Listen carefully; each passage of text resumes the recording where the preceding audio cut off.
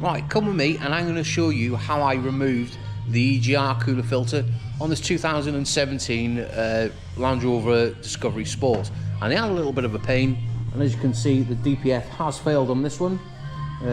We've got all the sensors, a lot of sensors have pulled the threads, so we're replacing them, new DPF pressure, new gaskets everywhere. It's costing a fortune, thank God for warranty. But anyway, let me go and get this little EGR cooler plate, and it's a little bit of a, well, very poor design. As you can see, that is the end of the EGR cooler. Now if I go, let's go to my toolbox and I'll see if I can pick it out.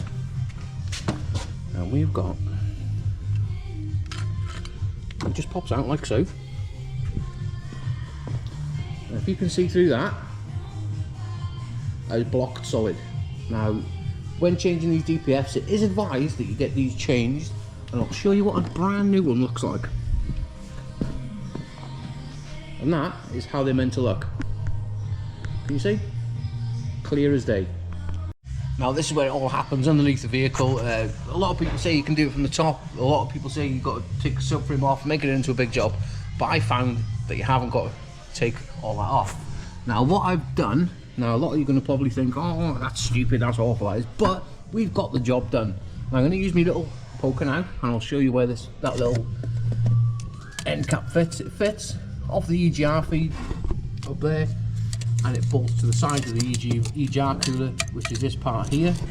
Now how I've done it is remove the two 10mm, one going to the block and one goes to the side of the cooler that way.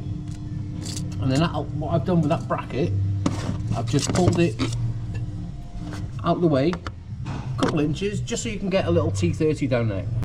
Now this is, honestly, I'm not lying, it is a fiddly job.